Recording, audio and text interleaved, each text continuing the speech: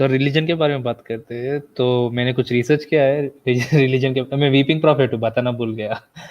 मैं अच्छा, नाम चेंज, हाँ वो सैम शमुन आप जो हर है बार ना नाम वो चेंज करते हो तो इसलिए आपकी बारी आ जाती है। आपने तरीका ही पकड़ लिया आप।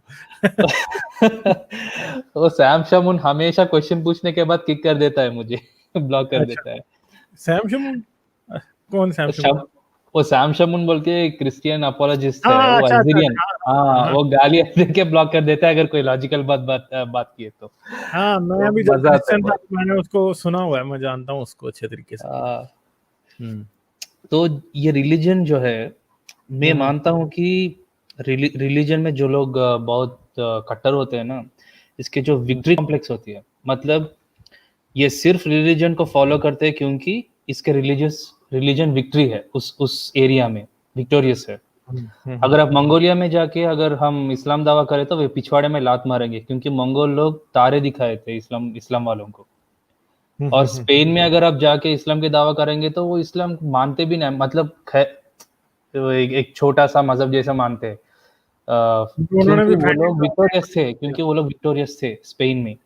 हाँ, लेकिन इंडिया, पाकिस्तान, नॉर्थ अफ्रीका में देखिए कितने क्रिश्चियन साइंटिस्ट, क्रिश्चियन सेंट्स है। आधे से ज्यादा क्रिश्चियन सेंट्स तो नॉर्थ अफ्रीका में से है, सेंट अगस्टिन, सेंट सिरिल।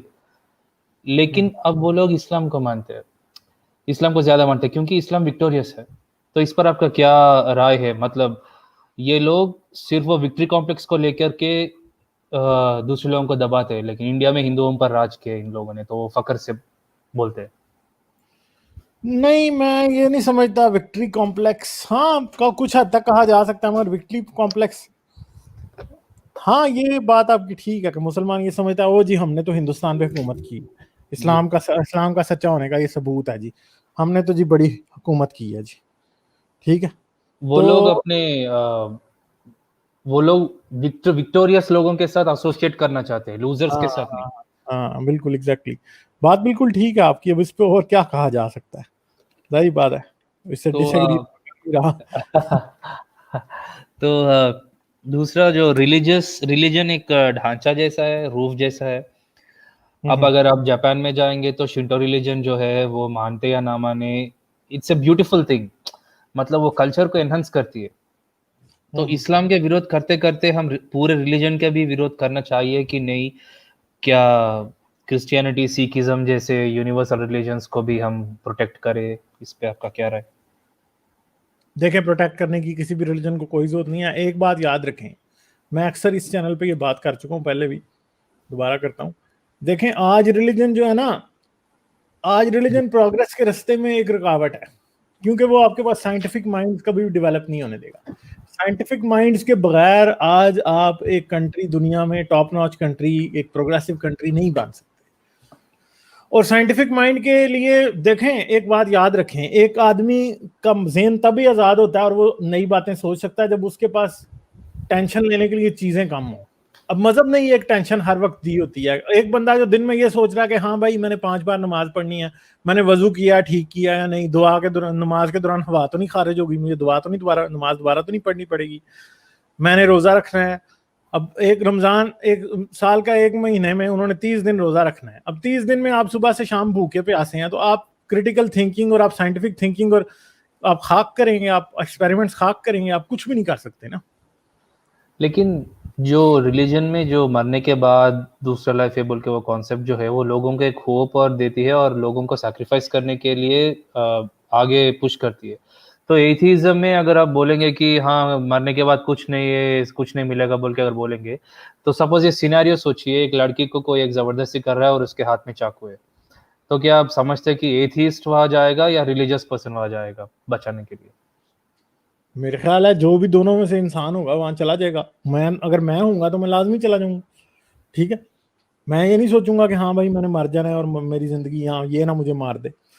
ठीक है, वो एक अलग बात है, सोचना तो पड़ता है। और मैं आपको ये भी बात बता दूं कि मजहबी भी उधर अगर डरपोक होगा तो नहीं जाएगा, खत्म होगी बात। जी जी बिल्कुल। वरना वो दुनिया में कोई बुराई ना हो। दूसरी बात है कि अगर लोग कहते हैं मजहब होप देता है, मैं कहता हूँ होपलेसनेस भी देता है। कैसे? सिंपल सी बात है, कैसे देता है होपलेसनेस? मजहब कह रहा है जी आप फैमिली प्लान ना करो। जी अब आपने 12 बच्चे पैदा कर लिए, अब आपकी अपनी लाइफ सिर्फ होपलेस नहीं है, उन सब की भी होपलेस है।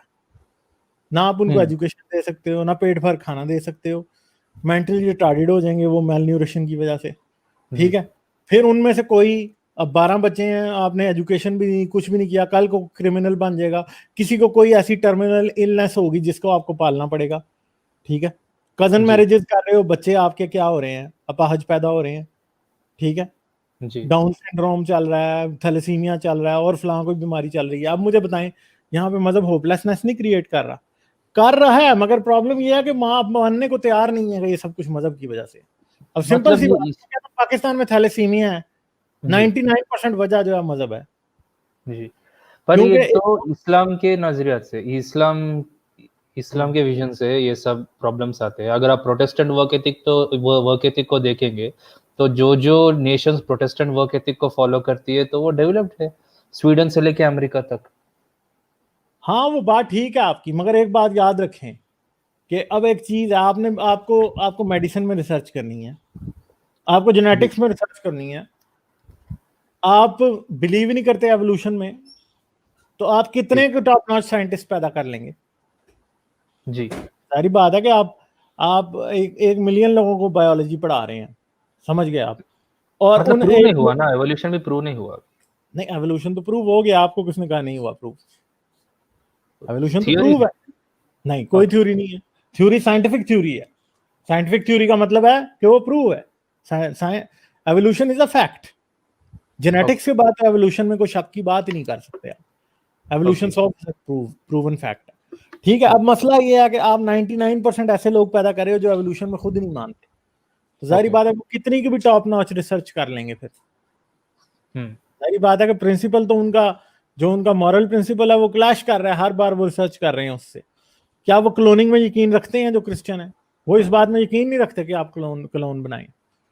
वो इस बात में यकीन नहीं रखते कि आप, इवन कि आपको पता है कि यहूदी जो है वो तो जो जीएमओ क्रॉप्स हैं उनमें वो भी हराम है। ठीक है, अब मुझे बताएं, इवन के जो, हाँ जी, हाँ बोले इजराइल के बारे में कुछ बता रहे।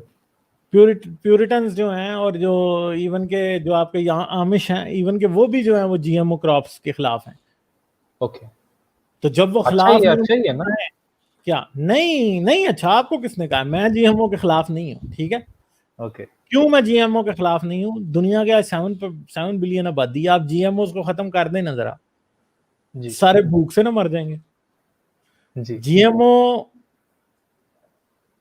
जो नॉन जीएमओ खाने के लिए आपके पास ना तो जमीन पूरी है और ना लोगों की पॉकेट्स इतनी डीप हैं कि वो जीएमओ जो है ना वो नेचुरल क्रॉप्स खा सकें।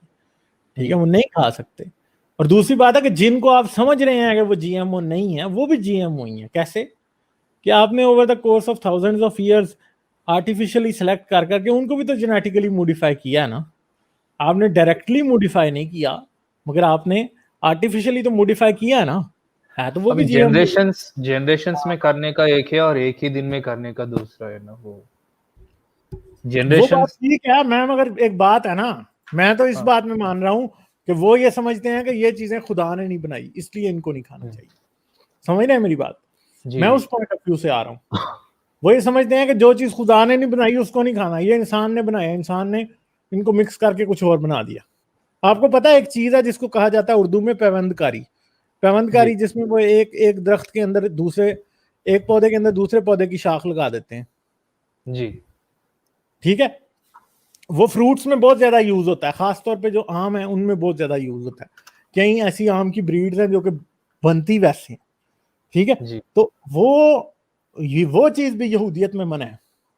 और जब मना है तो फिर आप कैसे करेंगे? तो ये सारी चीजें ओवरऑल अगर आप प्रोग्रेस देखें, ह्यूमन मतलब ये कॉम्पिटिशन तो देखें, उसमें ये जो बता रहे हैं आप इसराइल के बारे में, ये लोग इसराइल लोग उनको उतना पॉइंट टू पॉइंट नहीं मानते क्योंकि ज्यादा साइंटिस्ट इसराइल से ही है। मैं इसराइल की बात नहीं कर रहा, मैं यहूदी की बात कर रहा हूँ भाई। यहूदी हो, ओके। यहूदी वो है जो कि जूडाइज्म को प्रैक्टिस कर रहा है, इसराइली वो है जो इसराइल में रहता है। आपको पता है जीएमओज और इस टाइम एग्रीकल्चर में दुनिया में सबसे ज्यादा टॉप नॉच जो रिसर्च है वो तो इसराइल कर रहा है। जी जी बिल्कुल, तो ये बात है, समझ गए? और एक बात जो मैंने मैं रीडिंग में जो मैंने देखा कि वो साइंटिस्ट जो होते हैं मिडिवल एजेस में, आखिर गलीलियो को भी लीजिए, वो अरेस्ट होके भी उसने वो क्रिश्चियनिटी को नहीं छोड़ा। तो ये क्रिश्चियन, हिंदू, सिख ये सारे जो साइंटिस्ट है, वो जो ग्रिगोर मेंडल जो माना जाता है हाँ, ये वो तो क्या प्रीस्ट बोलते हैं? था, मेंडल तो हाँ, प्रीस्ट। कैथोलिक प्रीस्ट था। उनको उन मज़हब से इंस्पिरेशन मिला है साइंस को डेवलप करने का। अगर आप इस्लाम को देखिए, इस्लामिक गोल्डन एज को देखिए, सारे साइंटिस्ट जो है वो एग्नोस्टिक या एथियस्ट है। तो ये दोनों अलग है, इस्लाम अलग है और बाकी सारे रिलीजन्स अलग है। तो मैं कह रहा हूँ कि इन रिलीजन्स के सहारा भी लेके उनको रिफॉर्म करके आगे बढ़ाना चाहिए, इस्लाम के ग्रुप में नहीं डालना चाहिए। ये मेरा जनरल सोच है। समझा नहीं हूं मैं आपकी बात, आप क्या ना क्या चाह रहे मतलब जो क्रिश्चियंस है, हैं? अगर अगर गलीलियो को लीजिए, वो हम्म। कैथोलिक था, उसको परसिक्यूट किया गया, हाँ। लेकिन फिर भी उसने गॉड में वो विश्वास नहीं छोड़ा। वो जाहिर उसने बात है प्रूव ना कि देखें, हाँ, एक तो बात ये याद रखिए कि आज हमारे पास एक कंप्लीट कॉस्मोलॉजिकल मॉडल है, जी, प्रूवन मॉडल। ठीक है, हमें ये पता है कि बिग बैंग में जो है वो यूनिवर्स पैदा हुआ, हमें ये पता है जमीन कैसे बनी, हमें ये पता है सूरज कैसे बना, सूरज हमें एनर्जी दे रहा है तो कैसे दे रहा है। ये सब जी, चीजें हमें उस टाइम नहीं पता थी। So there were so many loops and holes left behind, जिनका हर जगह पे फिल खुदा कर रहा था। मगर जैसे जैसे साइंटिफिक रिसर्च आगे जाती जाती है, तो क्या होता है कि वो जितने भी पॉकेट्स जहां जहां पे खुदा छुपा हुआ था, वहां वहां से वो उसे भगा दिया, क्योंकि हर जगह के बारे में आपको इंफॉर्मेशन मिलती जा रही है। तो प्रॉब्लम यह है कि अगर गलीलियो और न्यूटन क्रिश्चियन थे, तो इसका मतलब ये नहीं है कि जी वो क्रिश्चियन थे तो इसलिए हमें क्रिश्चियनिटी को मान लेना चाहिए। उसकी वजह यह है कि वो इसलिए क्रिश्चियन ही रहे क्योंकि उनके पास इंफॉर्मेशन कंप्लीट थी नहीं। उनके वक्त पे तो किसी को यह पता ही नहीं था कि जमीन कितनी पुरानी है, बिलियंस ऑफ ईयर्स पुरानी है। जी। आपको पता है न्यूटन खुद ये कैलकुलेट करता, उसने भी किया था ये कैलकुलेट कि हाँ भाई फलां दिन जमीन और आसमान बनाए गए थे इतने इतने पास्ट में जाके। मेरी वीडियोस को देखते रहने के लिए चैनल को सब्सक्राइब करें और घंटी का बटन दबाकर ऑल नोटिफिकेशंस पर क्लिक कर लें, ताकि आपसे फ्यूचर में कोई भी नोटिफिकेशन मिस ना होने पाए। इसके साथ साथ मुझे और मेरे चैनल को सपोर्ट करने के लिए पेट्रियन पर मेरे चैनल के मेंबर बने। इस वीडियो को लाजमन लाइक करें और कमेंट में अपनी राय का इजहार ज़रूर करें, ताकि आपका फीडबैक मुझ तक पहुंच सके।